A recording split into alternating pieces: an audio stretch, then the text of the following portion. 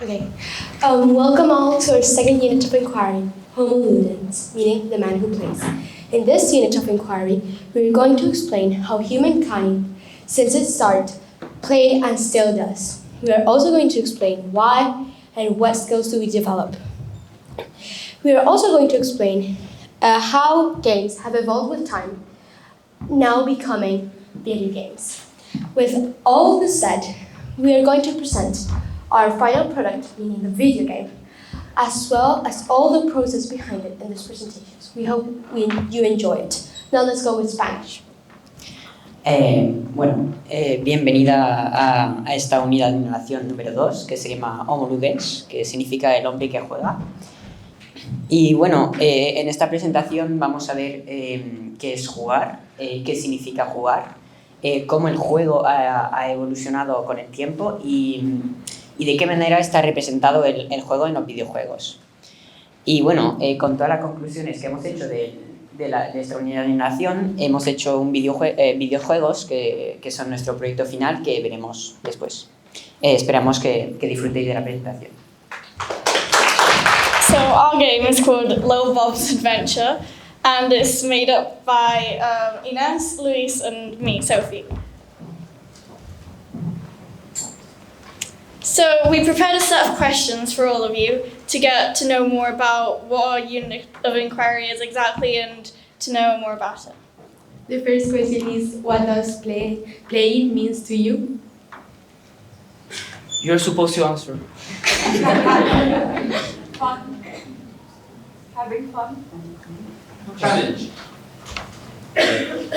Enjoying doing things. Proactivity. Okay. Well, those are great guesses and really close to reality. Actually, some of them are part of the definition, but the actual dictionary definition is to you play both to entertain yourself and to develop different skills, both physical and mental. This includes brain development. And the second question is, based on the definition that you have of playing, why do you think humans play?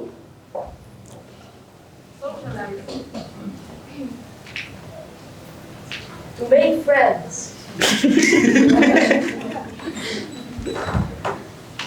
Okay, let's continue. So our pitch is Little Bob Adventure is a platform game where a father goes on quests to retrieve his missing daughter. And here we've taken photos of some notes that we've taken down in our Unit of Inquiry booklet. And what we first started doing in the first few weeks was research. So we analysed a famous game called Minecraft, and I'm sure you've all heard of it. And we broke it down into parts. We studied the mechanics, the themes, and we investigated the story so that then we could do the same with our game. So we created a story and backgrounds for our game, and we had to start from scratch. Our background information of our game is a father that is in the supermarket with his daughter, and a strange man kidnapped her. So the goal of the game is that the dad plays the game so he can save his daughter. For this game, we were mainly inspired by the famous Super Mario Bros. And we have platforms like it, we have enemies, we have ladders, so it's really similar but with our own special touch. This is our trailer.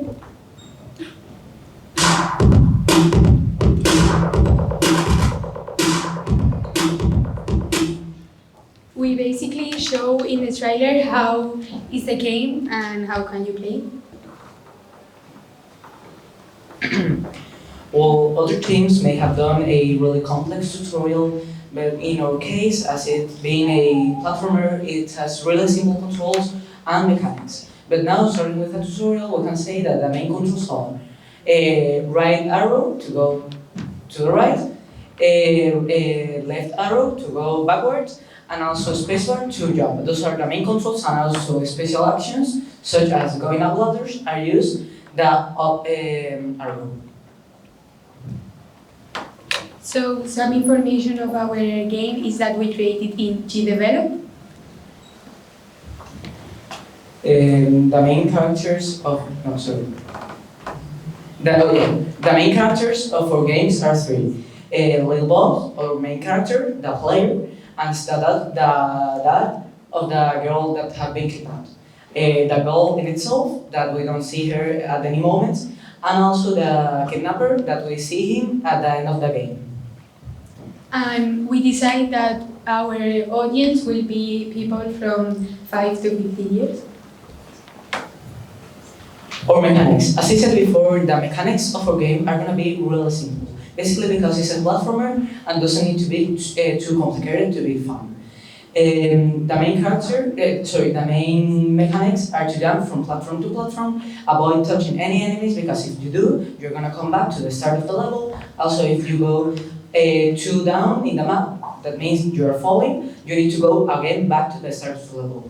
Your main goal is to catch the coins that will give you 10 points, that will plus in your score. So here are some cool images of our game, and we can see some aspects of it. There are the platforms, the enemies, the ladders, and you can really tell that it's similar to Super Mario Bros. But what we did is that we used more different, unique, attention captivating colours, so that it's not too boring and grey and sad. So yeah. And when you touch the green flag, you go to the next level. Or final reflection. Well, in my case, I usually say exactly the same in each UOE, but in this one, I really think it's not the same, because even though I will have chosen to work with peers that I already know, such Dario, for example, or Leo, Cristobal, even, but when the school says me to work with someone, I usually say yes, because that opportunity gives me the new knowledge of the knowledge people can give me, because even though I'm good, I can say, in computers, both Inés and Sophie helped me a lot with the aesthetics of the game, because I was absolutely useless in that part. I was useful in the part of coding, and Sophie in the part of creating the games with Inés. I really think I will be able to work with them again, and I really enjoyed it. I really enjoyed this unit of inquiry too, because I think it was just so, it was a really fun, childish unit of inquiry, as opposed to the one that we had last year, which was economics and social development, something like that. And that one was kind of boring, and this one was fun and new, and we made a video game. We basically got to play for 2 hours every day for 5 weeks. And I also think that we got a really good group, and we all clicked really well, and we worked really well together. As Luis said, I think that creating a video game is a big challenge, and I think that we have achieved our goal of creating a game, and I think it was really good. So.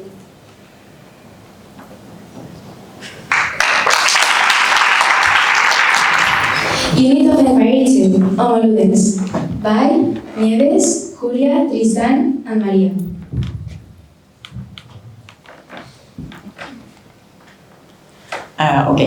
The Legend of Princess Tristy, the Banana Adventure. So our game is about two friends that try and save Princess Tristy by collecting more bananas that will count as points to save Princess Tristy from Julieta the Witch. So yes. And the main theme is friendship and betrayal. The genre is platformers. The audience that we're targeting are 8 to 40-year-olds, and the main platform is going to be PC.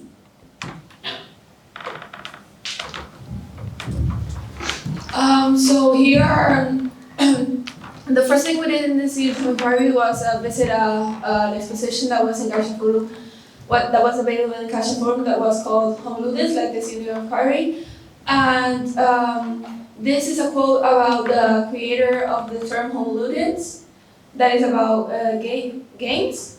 And we also have an example of a game that was called Mancala, that was played before a long time ago, that we can now get the attributes for Pac-Man because it's about collecting and gathering. Now, the platforms that we have used to create this video game have been GDeveloper to actually program the game, iMovie to create the soundtrack that's in the tutorial and different animations, as well as CapCut for the same thing, and a cambiador de voz con efectos to create the different character, the voices of different characters, as well as the sound effects in the video game. So first we did a script of how we wanted our levels to be and our game, and then we designed the levels on paper. Okay. There are like notes we did. For example, this analyzing a game, and the next one, it's we search how video game can help you to develop your skills. And now the different posters we did too, when we investigate about Mario Bros. To know how a video game works and to learn from it to put into ours. An example could be that the characters need to be memorable and so have distinctive shades or colors. And I also did a more minimalistic poster to catch the viewer's attention with a little text and some images and colors. Okay. So the game analysis. Okay. So our inspiration are Mario Bros. Because it's a platform game, and Fireboy and Water Girl because it's also a platform game, and we have two characters, Nieves and Maria Katz.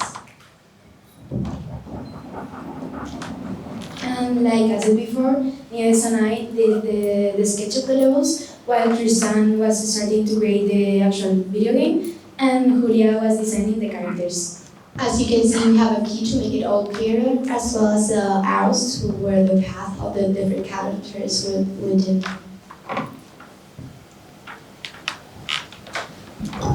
So here we have a more detailed sketch of the different characters that we have.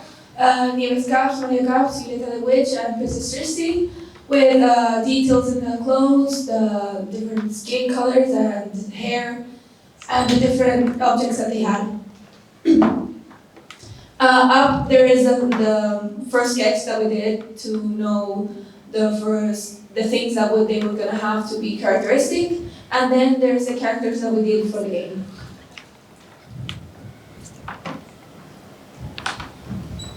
The storyline and the animations. This is our animation for the beginning of the video game.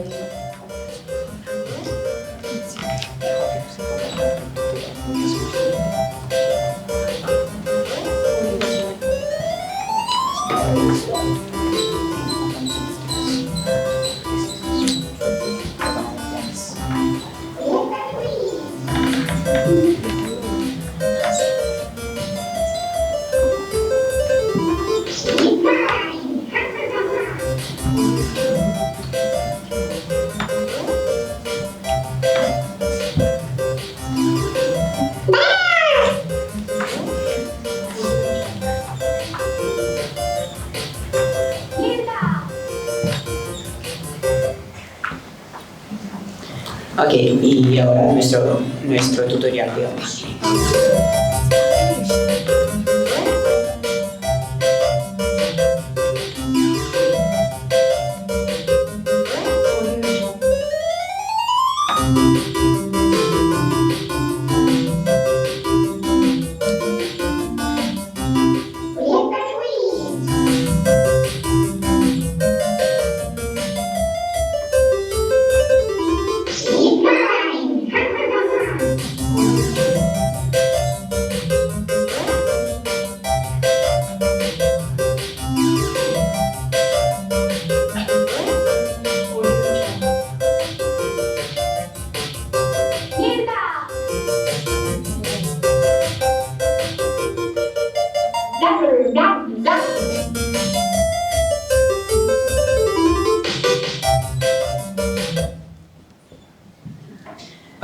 Y bueno, esto es básicamente nuestro tutorial.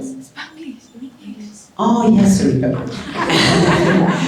Yeah, it's basically our tutorial. And there are some pictures of our video game, level 1, 2, 3, 7.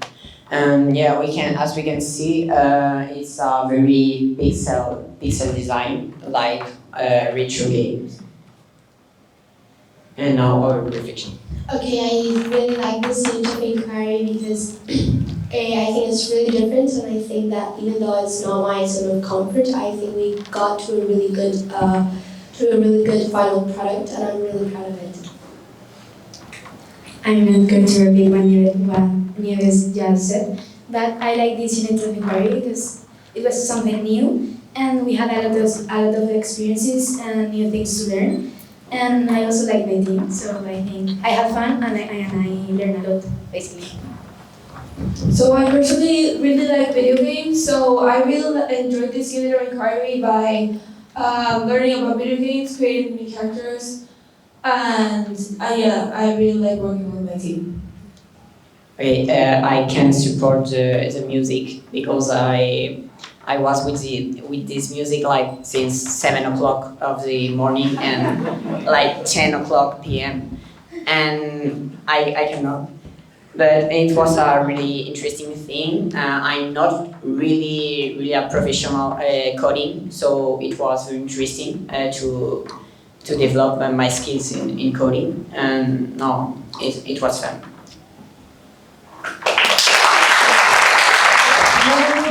Guardian of Temples by Angela, Sol, Irene, and me, Lady. So here's our index of what you're going to see today and what you're going to learn. We're going to talk about the game itself. It's called the Guardian of Temples.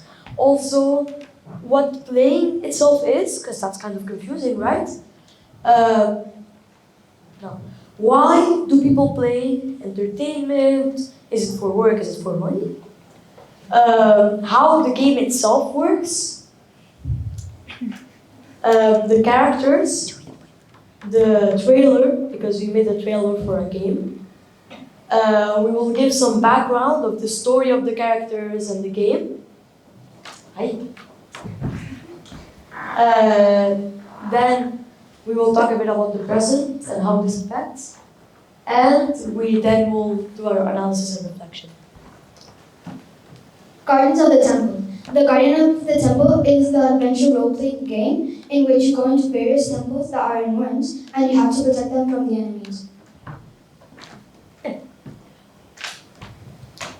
So what does playing mean? So playing is a natural instinct and it's also a way of learning. It's a way we have to develop skills, the very basic skills we need for our life. And in some situations, for animals, they will learn how to hunt by playing. They will learn how to protect from others by playing. So now, as we don't need to develop those skills, but we have different games to develop different skills that we need nowadays. Why do humans play? Why do all of you play? I'd like to ask you, the public, why do you play? Amazing answers. To relieve stress. To relieve stress, that's a very good answer. To have fun, yes. Well, you're all close. Playing is a physical, not always, but it's mostly a physical activity of problem solving, where you build friendships and relationships through self-expression and brain development. You develop your brain, you socialize, as they say. It's a way of cooperating with people, and it releases tension. You also have fun when you do it, right? So another reason why people play is to gain money, because some people might play for economic reasons. So the gold farmers have a great influence on the economy of a certain place. And so what is gold farming? Goal farming is massively playing a multiplayer game, collecting the game rewards or game coins to them and sell them to companies, which at the same time will be sold to players, hardcore game players who want to pass levels without playing or get those rewards but don't have the time to play. This is specifically for video games in this example, but there are many ways in which these are applied to real games or even sports, as you may call them. So goal farmers are people who spend many time playing, but they will not pass levels. They will stay in the same level and collect all the rewards they can sell them. This is the trailer that I made with the help of my peers, and the audio might be a bit laggy because it didn't work very well, but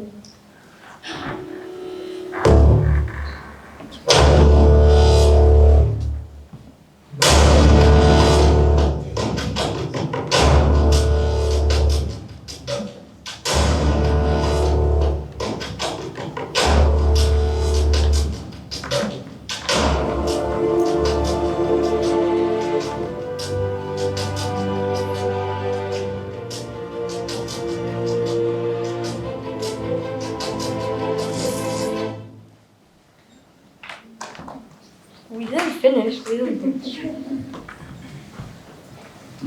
So How does the game work? Well, first of all, you start the game in level 1 with a snake at your side, which will be like a simulation on how the game will be. That the snake won't kill you, so it's like how you will need to kill the other snakes. You will have to collect the coins, as we see in the presentation, and if the snake removes your health, the potion will restore it. The mechanics of the game, well, you can move with WASD or just the arrows. You with your mouse, you can point where you will shoot, and then with space you shoot, and also by clicking.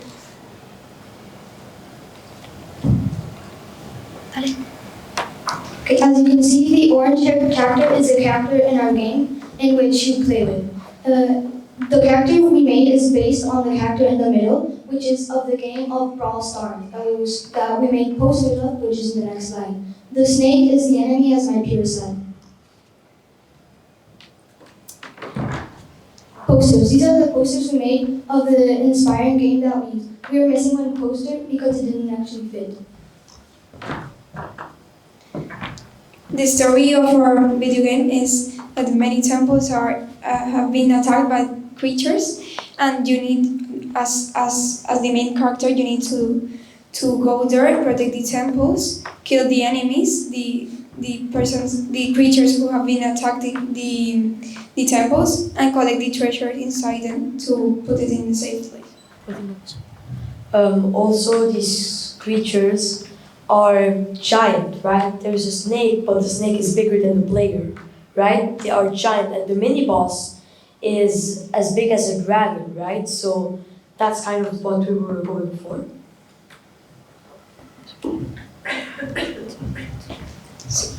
Our target audience is from children from 7 to 15 years old. The platforms we have developed the video game have been scratched to do the first draft of our idea, and the developed to develop the final video game, and Pixel to design our characters and the backgrounds. I start, okay. Well, I think that this unit of inquiry was very fun. I think I had a lot of fun with my peers. And something that interests me a lot is that when we wanted to make the video game, we went through so many drafts. We didn't know where to start because we had no previous experience in this. We were like, should we use this platform or this platform? That's why our first beta was on Scratch, and we ended up doing it in GDevelop, right? We went to a top-down game instead of a 2D platform. So yeah, I think when you get the hang of it, it's much easier to continue than to start. So I think I learned a lot in this unit of inquiry. I'm sure I will make more video games for fun, not of work. And yeah, I think I enjoyed this a lot. And so, in this unit of inquiry, we have learned how to develop video games, how difficult and how interesting it is to do. But we have also faced many difficulties when designing our games. So we have changed a lot of times our idea, and we have developed many platforms. We have also learned about what playing really is, and how many impacts and effects can a video game have in society. I really enjoyed making this unit of inquiry since I really enjoyed video games. So making them was a very nice experience with this group. The thing is, we had some mistakes while making the video game. For example, as my peer said, we started making a scratch, but the scratch failed because we didn't know how to control it very well. So we changed to develop, in which our project got deleted once, so we actually changed to make it to this one. I really enjoyed working with my peers. Ironically, we scratched the scratch. Dum-dum. I really like this unit of inquiry, and yes, we had lots of versions of the original game, which really we lost our time sometimes. And I really liked it, and we now know how video games impact our society. And yes. That was it. Alright, so our game is called Mansion, which is made by Cristóbal, Elena Bernal, and me, Mariano.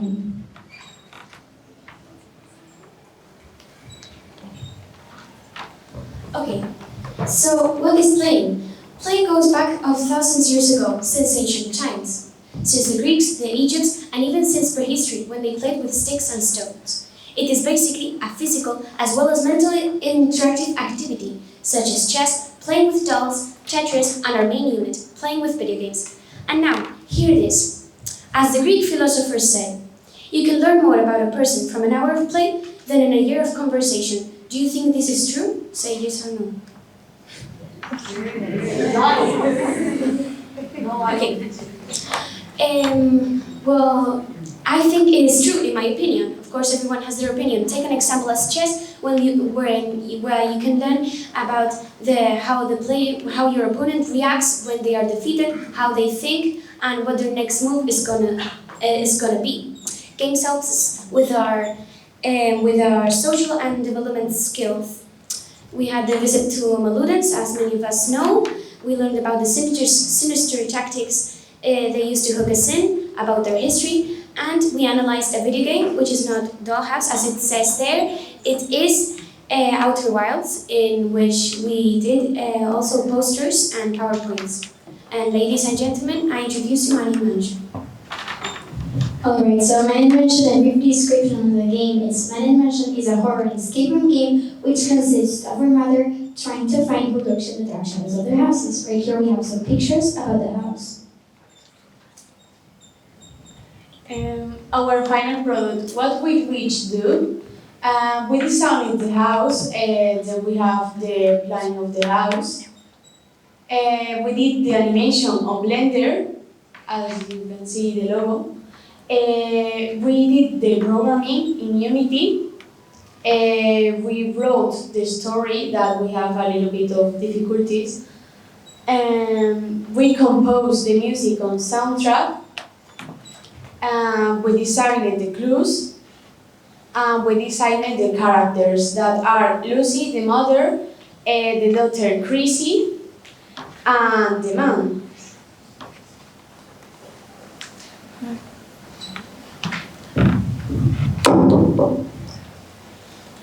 Alright, so first of all, the story of the game is based on the game The Man from the Window, and the mechanics, the mechanics are inspired on Outer Wilds, and since it's a reading and learn game.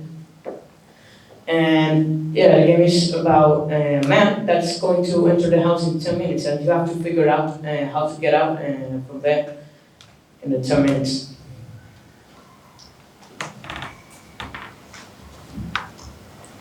Alright, so right here we have some images of the game.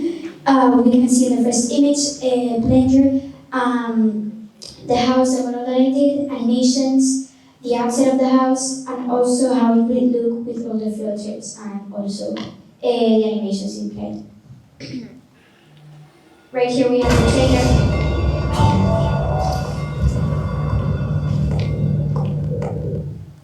So that's the trailer. It's pretty quick, but we were supposed to do it, and basically it has to be quick so we can start the game more quickly and for the players to start playing.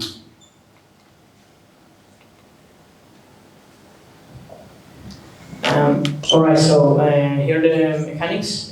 For moving the character, you have for moving forward, you have to press W. A for moving to your left, S going backwards, and D right. And if you press F, you grab the flashlight and you can turn it on or off. With E, you grab objects, and if you get close to some sort of papers that are in the house, you can read them. And there are not many, but here are some images of the coding. And some posters with you.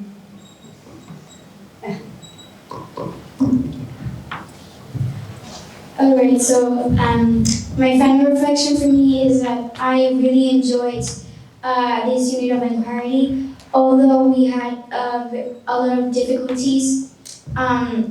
Since Unity is a really difficult, well, in my opinion, Unity is a very difficult application to program, since we are starting to program from scratch to animations, and also need to apply physics in order to program the game, etc., etc. But mostly about my group, I really enjoyed my group, and we also found a lot of characteristics, since, for example, Elena, she's new, and I really found a way to connect with her, and I really enjoyed this unit of inquiry. Well, I'm not going to repeat what Maria said, but I 100% with her.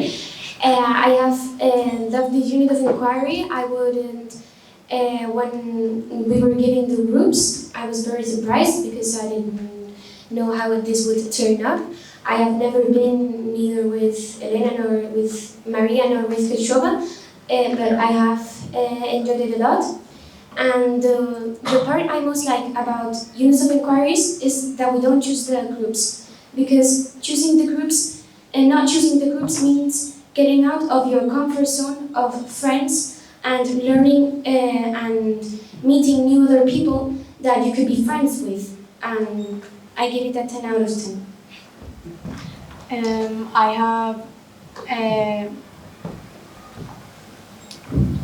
have a good time with my team, and I really have fun because I really like video games.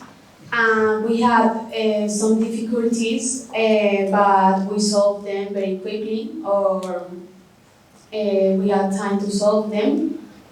And I'm very happy with this team, and I like it very much. Okay, so starting from the beginning, I was so excited to make this project because it was about video games, and since I was a little kid, I loved them a lot.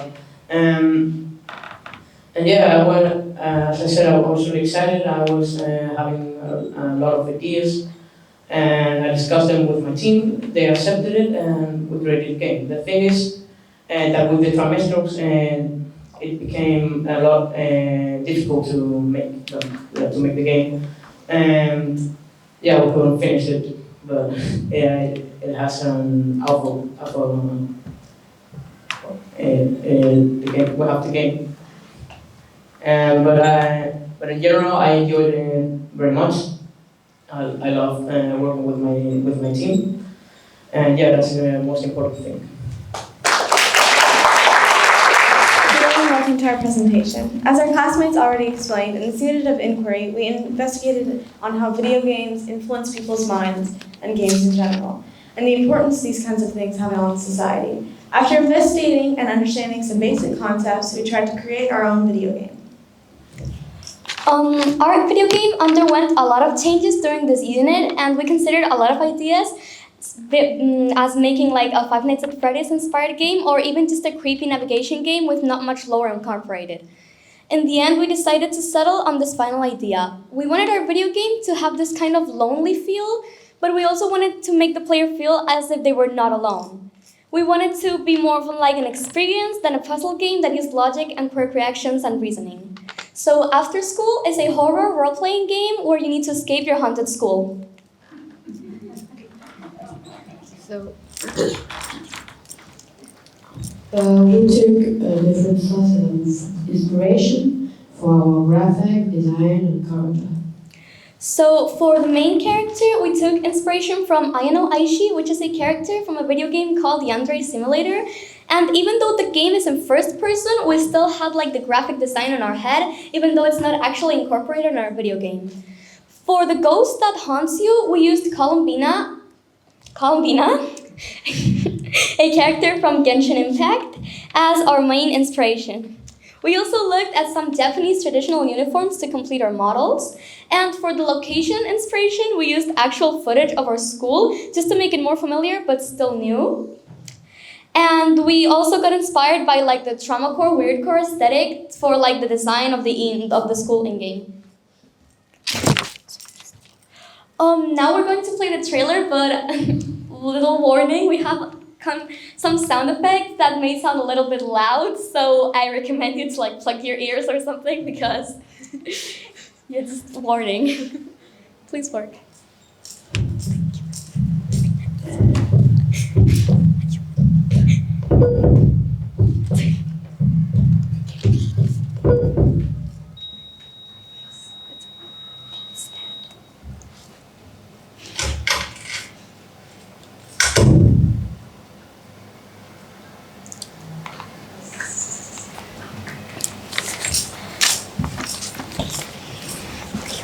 Okay, so we have some basic information on the game.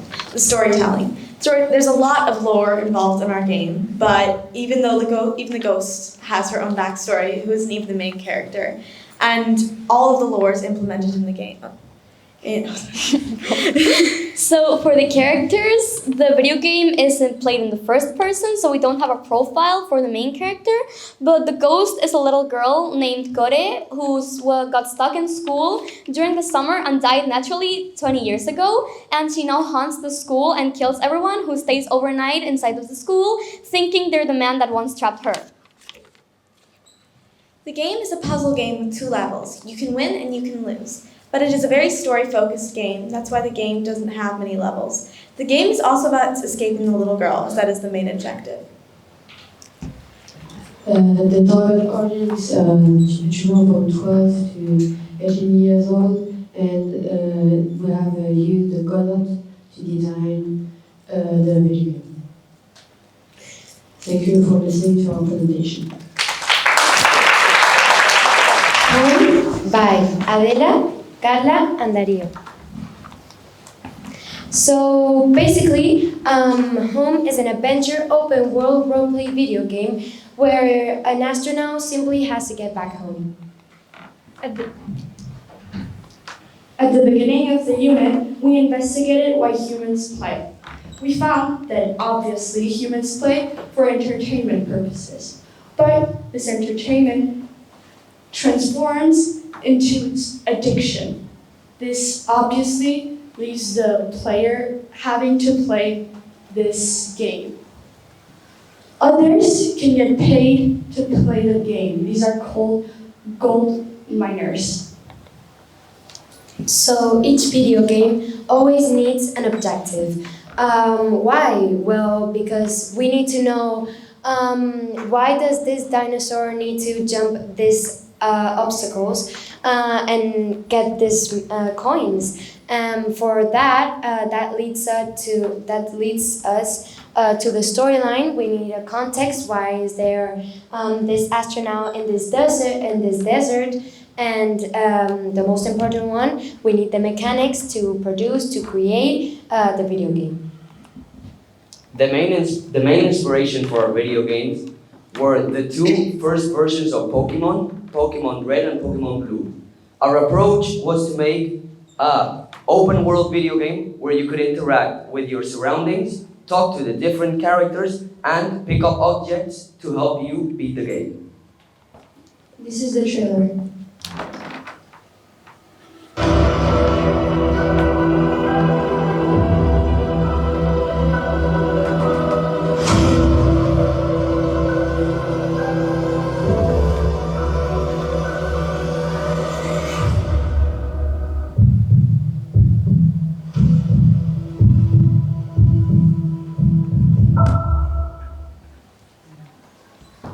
The storytelling. So, Home is about an astronaut that gets lost in a planet. And in this planet, he needs to explore it in order to encounter new characters that will give him missions and help him get back home. The characters that we have in this video game are the main character. His name is Max, the astronaut. And as I said, you will discover new characters, like for example, a witch, artifacts, or some creatures.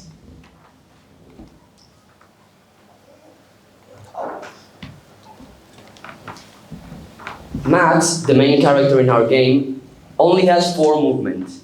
He can only go up, down, left, and right. This can be done with the 4 arrows in your keyboard. Apart from the movement, he can also interact with other characters in the game using the E keybind. Max is a 2D character, but he is isometric.